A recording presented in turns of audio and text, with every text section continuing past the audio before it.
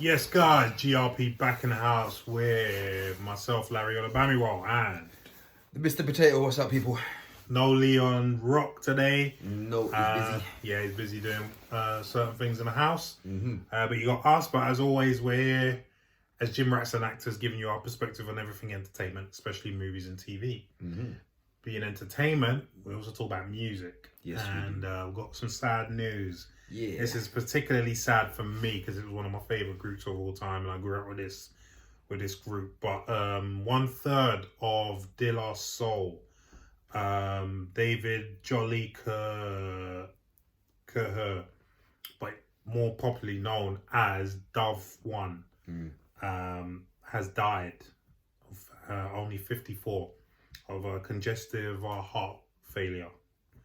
So this comes to us via Deadline, and it says David Jude Jolicoeur, the rapper known by his stage name Chugroy the Dove, has died. He was 54.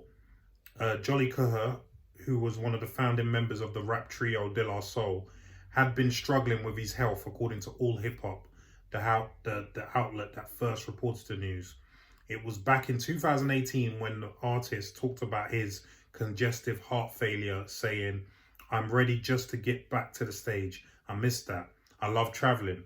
I love being around my guys, and I want that back." Jolicoeur is widely recognized for collaborating in a popular Gorillaz song, Feel Good Inc. You were listening to that. Being credited as a writer. The rapper made his debut with De La Soul in 1989 with 3 Feet High and Rising, one of the best albums of all time. Jolicoeur recently talked about how this album would do today. "I think releasing 3 Feet High and Rising right now, even to maybe the age group that was listening back then, I think hip hop as a whole just wouldn't get it. I think hip hop would possibly look at it as obnoxious, soft, that kind of thing," he told Billboard. He continued, "But I think it's also because we're at in hip hop right now. Hip hop is about what you got on, who you're impressing, what can you do, how much you got, how much you're spending, and how much is in that bag that you got around you. I don't think the impact of what 3 Feet High and Rising and what it meant back then would mean anything now." That's it's quite a statement, and he's not wrong, to be honest with you. Yeah. What? I mean, obviously, you being a bit younger than me, did you feel an impact De La Soul left?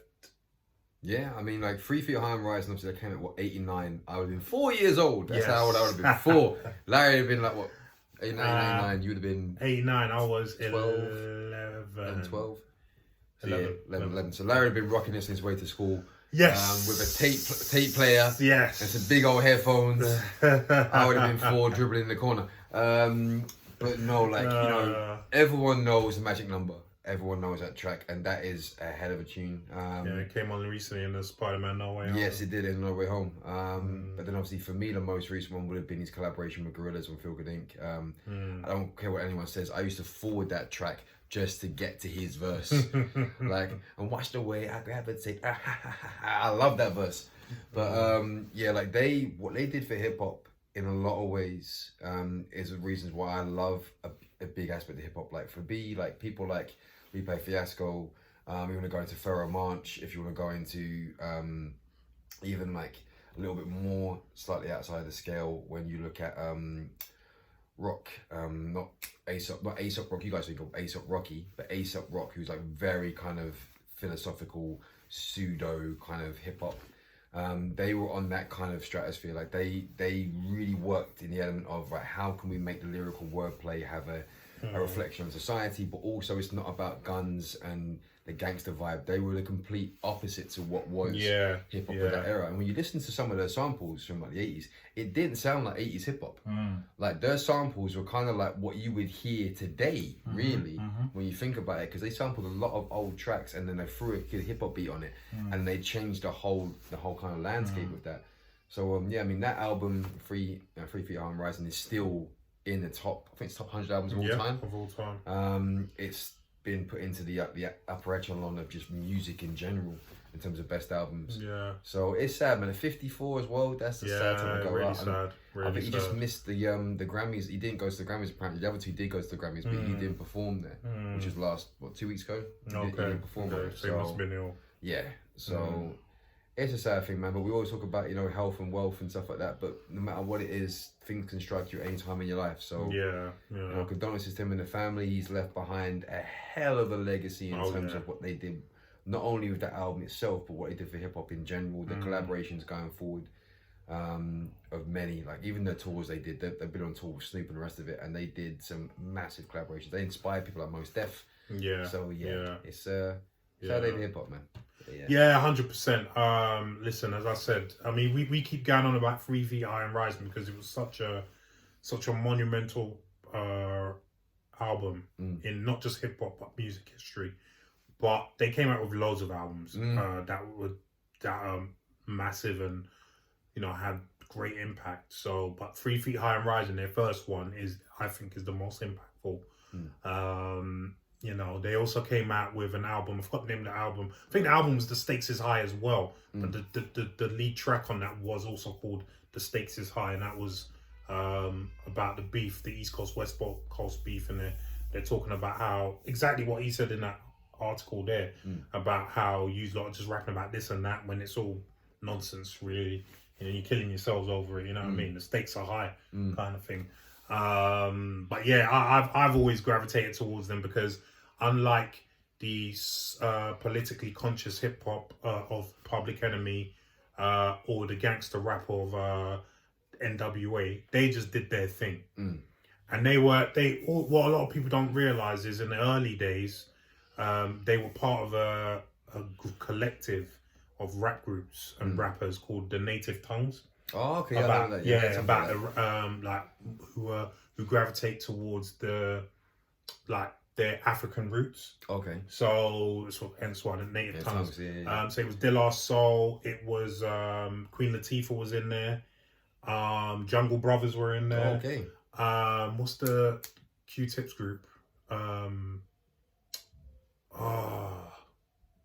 Leaders of the New School, Busta Rhymes' group was in there. Okay. What's Q-Tip's group? I don't know. You know the one I'm talking about, right? I can't think of their name. Oh, man. I hate when this happens, man. If you know, drop it down in the comments. But yeah, Q-Tip's group. If you know the name, drop it down in the comments. Oh, that's so annoying. But anyway, yeah, they were all part. They were all part of the collective, and it was really good rappers and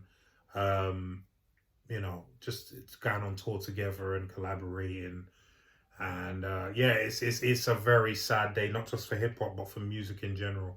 There's a little story actually about the 3 is the magic number when it was used. When it was used in the No Way Home film in the end credits, they were having a dispute with their record label at the time, and so it wasn't on any streaming services. So all the kids that were listening to that and were like, "Oh wow, I want to stream that," couldn't do it. Tribe Called Quest, that's it. Q-Tip's group of Tribe Called Quest, that's it. One of them died recently as well, actually. But yeah. So they didn't initially earn any money from it, which was sad. And then obviously after backlash, because like kids everywhere, obviously that movie was mad and popular, almost 2 billion, and kids everywhere wanted to hear that tune. So the record label had to relent and put it on streaming so they could make money out of it and people could stream it, obviously. So yeah, that was interesting. But yeah, man. Sad day. So, condolences to the family, and man, I'm definitely gonna be listening to Me, Myself, and I. If that tune was the first tune I heard from that 3 Feet High and Rising album, and even today, like people know about that tune. Do you know what I mean? So, big up De La Soul, man. Anything else? No, man, that's about it. So, like, if there's a specific track that you can remember from De La Soul, like, please do drop it in the comments down below. If there's like a part of the music that touched you at a certain time, or a verse or a hook that he specifically was very much the forefront of, Drop it down below and share your memories on it. Definitely. But yeah, that's our 2 cents. And with that being said, it's a short show this week. So the show is over. it's done today. Yeah. Short show today. Yep. We've done a whole load of trailer reactions. So check that out. And we'll be back with you real soon with hopefully Leon as well. Yes. Hopefully as well. But in the meantime, do check out his channel as well. Yes, that's right. That's right. So from me and the Bourbon over here, me. Bye. He's ballsy.